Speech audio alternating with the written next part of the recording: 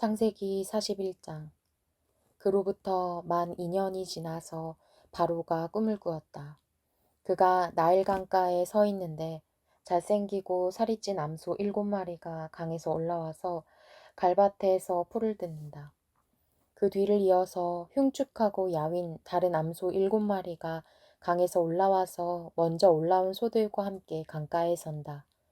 그 흉측하고 야윈 암소들이 잘생기고 살이 찐 암소들을 잡아먹는다. 바로는 잠에서 깨었다. 그가 다시 잠들어서 또 꿈을 꾸었다. 이삭 7개가 보인다. 토실토실하고 잘 여문 이삭 7개가 나오는데 그것들은 모두 한 줄기에서 나와서 자란 것들이다. 그 뒤를 이어서 또 다른 이삭 7개가 피어나오는데 열풍이 불어서 야위고 마른 것들이다. 그 야윈 이삭이 토실토실하게 잘 여문 이삭 7개를 삼킨다. 바로가 깨어나 보니 꿈이다. 아침에 그는 마음이 뒤숭숭하여 사람을 보내어 이집트의 마술사와 현인들을 모두 불러들였고 그가 꾼 꿈 이야기를 그들에게 하였다.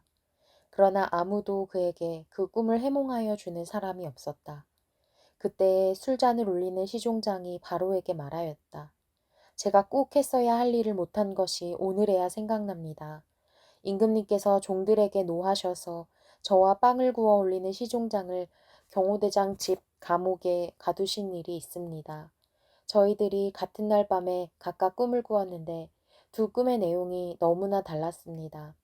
그때 그곳에 경호대장의 종인 히브리 소년이 저희와 함께 있었습니다. 저희가 꾼 꿈 이야기를 그에게 해주었더니 그가 그 꿈을 풀었습니다. 저희 두 사람에게 제각기 그 꿈을 해몽하여 주었던 것입니다. 그리고 그가 해몽한 대로 꼭 그대로 되어서 저는 복직되고 그 사람은 처형되었습니다. 이 말을 듣고서 바로가 사람을 보내어 요셉을 불러오게 하였고 사람들은 곧바로 그를 구덩이에서 끌어냈다. 요셉이 수염을 깎고 옷을 갈아입고 바로 앞으로 나아가니 바로가 요셉에게 말하였다. 내가 꿈을 하나 꾸었는데 그것을 해몽할 수 있는 사람이 없다. 나는 내가 꿈 이야기를 들으면 잘 푼다고 들었다. 그래서 너를 불렀다. 요셉이 바로에게 대답하였다. 저에게는 그런 능력이 없습니다. 임금님께서 기뻐하실 대답은 하나님이 해주실 것입니다. 바로가 요셉에게 말하였다.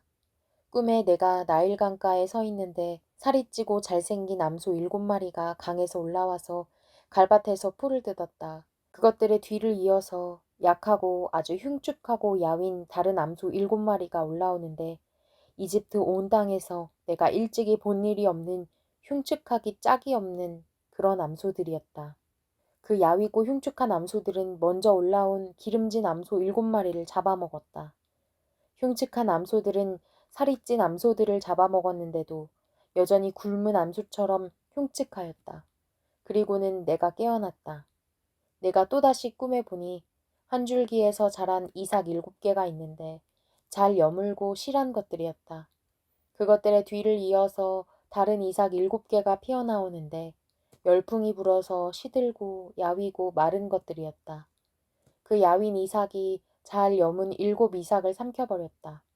내가 이 꿈 이야기를 마술사와 현인들에게 들려주었지만 아무도 나에게 그 꿈을 해몽해 주지 못하였다.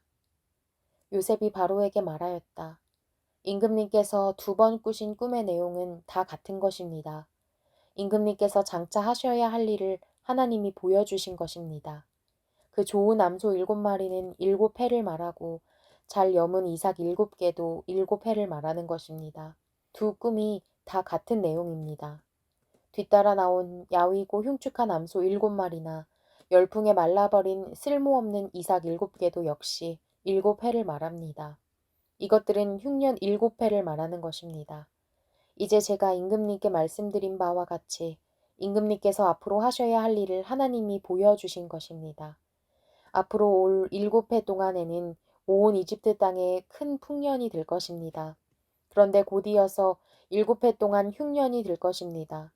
그렇게 되면 이집트 땅에 언제 풍년이 있었더냐는 듯이 지나간 일을 다 잊어버리게 될 것입니다. 그리고 기근이 이 땅을 황폐하게 할 것입니다. 풍년이 든 다음에 오는 흉년은 너무나도 심하여서 이집트 땅에서는 아무도 그 전에 풍년이 든 일을 기억하지 못할 것입니다.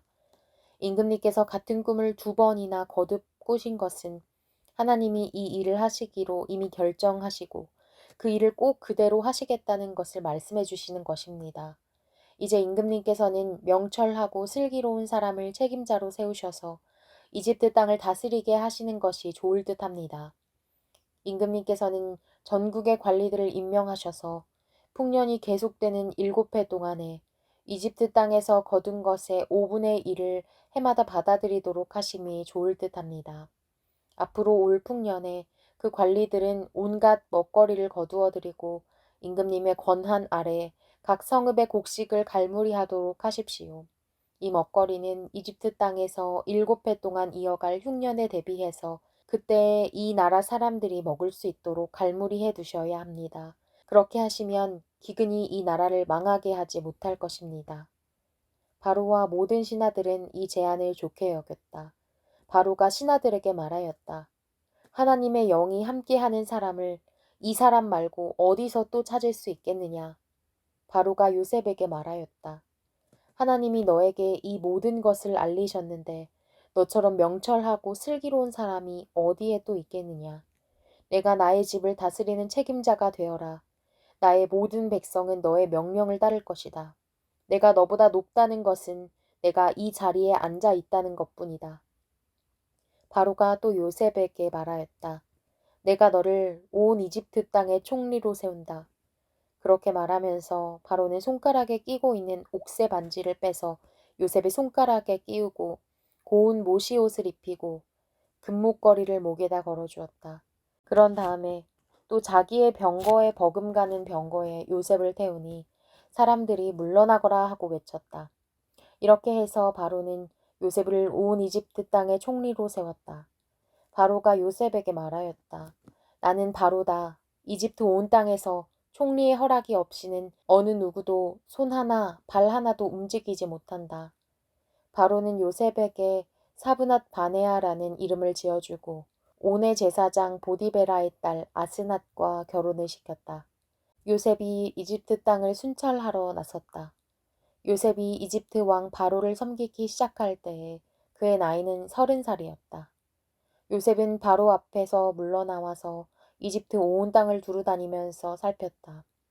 풍년을 이룬 7해 동안에 땅에서 생산된 것은 대단히 많았다. 요셉은 이집트 땅에서 7해 동안 이어간 풍년으로 생산된 모든 먹거리를 거두어 들여 여러 성읍에 저장해 두었다. 각 성읍 근처 밭에서 나는 곡식은 각각 그 성읍에 쌓아두었다. 요셉이 저장한 곡식의 양은 엄청나게 많아서 마치 바다의 모래와 같았다. 그 양이 셀 수 없을 만큼 많아져서 기록을 중단할 수밖에 없었다. 요셉과 온의 제사장 보디베라의 딸 아스나 사이에서 2 아들이 태어난 것은 흉년이 들기 전이었다. 요셉은 하나님이 나의 온갖 고난과 아버지 집 생각을 다 잊어버리게 하셨다 하면서 맏아들의 이름을 므낫세라고 지었다. 둘째는 내가 고생하던 이 땅에서 하나님이 자손을 번성하게 해주셨다 하면서 그 이름을 에브라임이라고 지었다. 이집트 땅에서 7해 동안 이어가던 풍년이 지나니 요셉이 말한 대로 7해 동안의 흉년이 시작되었다. 온 세상에 기근이 들지 않은 나라가 없었으나 이집트 온 땅에는 아직도 먹거리가 있었다. 그러나 마침내 이집트 온 땅의 백성이 굶주림에 빠지자 그들은 바로에게 먹을 것을 달라고 부르짖었다. 바로는 이집트의 모든 백성에게 요셉에게로 가서 그가 시키는 대로 하여라 하였다. 온 땅에 기근이 들었으므로 요셉은 모든 창고를 열어서 이집트 사람들에게 곡식을 팔았다. 이집트 땅 모든 곳에 기근이 심하게 들었다. 기근이 온 세상을 뒤덮고 있었으므로 다른 나라 사람들도 요셉에게서 곡식을 사려고 이집트로 왔다.